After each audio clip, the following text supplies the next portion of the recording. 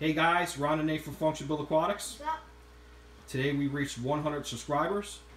With that comes a video around the world in our fish room. Probably do this in about less than 2.5 minutes. Let's bang it out, Nate. Now we have a special guest here, and it's my cousin Jacob. Hey.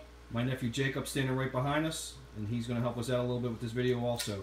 Nate, what tank we starting with? The South American Paludarium. This is the Tetra tank. This tank was originally set up as an Asian paludarium, but as you know, we had a little problem with the chanoids cooperating and coming out in the open, so we vic'd those guys and started over and went South American with a really cool school Tetras. What's down below, dude? Our catfish tank.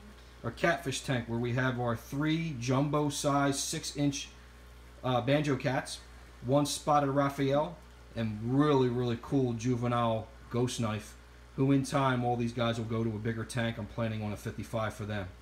Let's move on to the next tank, Nate. What do we have? The 40 Asian Riparium. This is the 40-gallon Asian Riparium.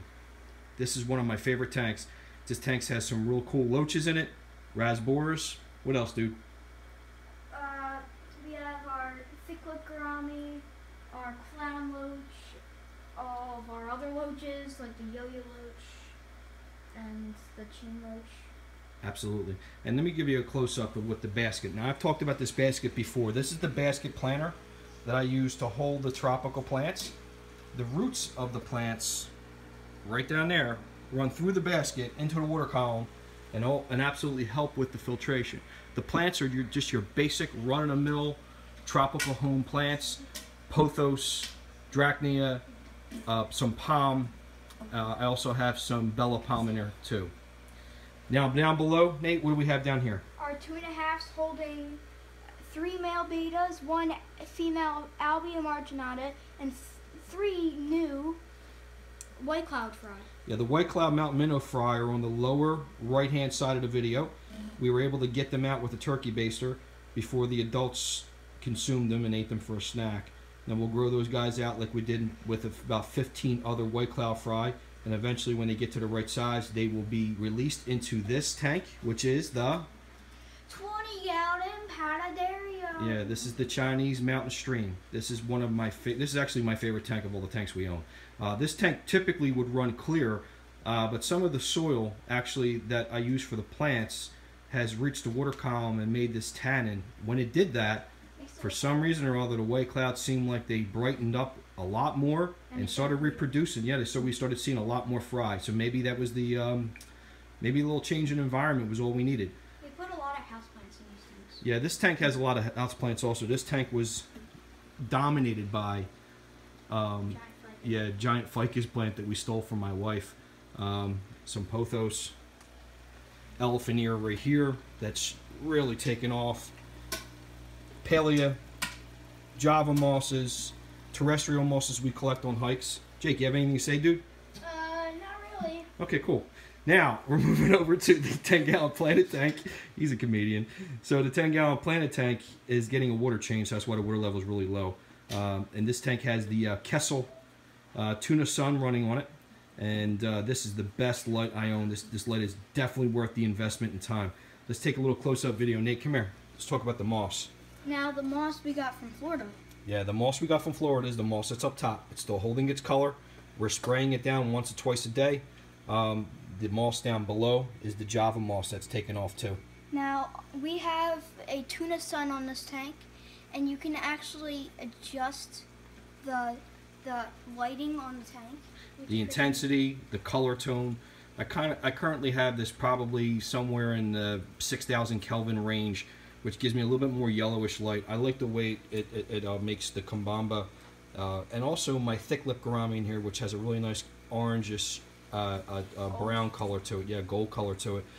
This is the spiderwood that I recently planted the Java moss on, and that spiderwood has really taken off also. Spiderwood? Yep, doing really well with some wild clover type plant, vine type plant that Nate and I collected on a hike.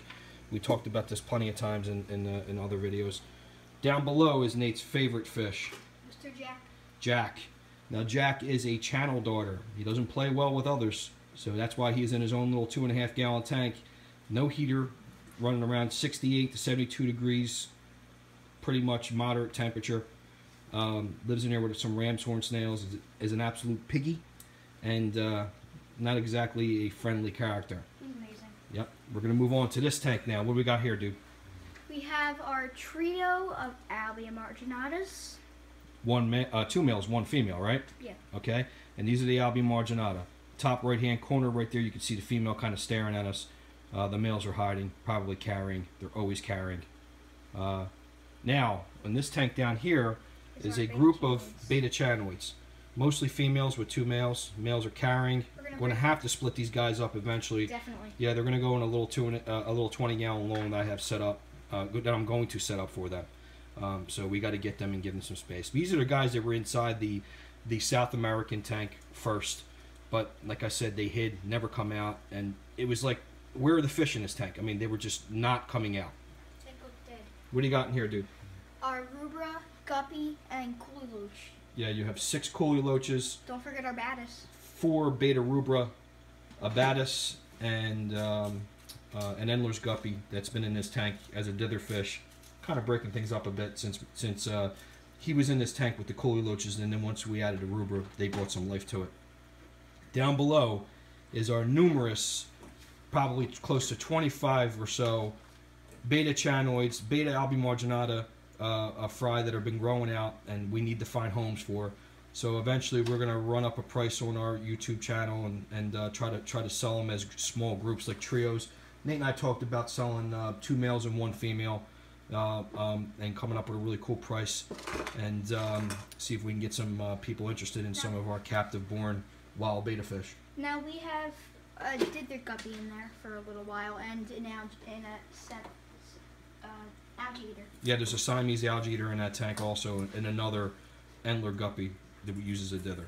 So, like we talked about before, this is around the world in our fish room, and Ron and Nate and my nephew Jake, FunctionBuilt-Aquatics. Thanks for us reaching 100 subscribers. This video ran way past 2 minutes, but this is the best I could do. Thanks, guys. Bye. Bye.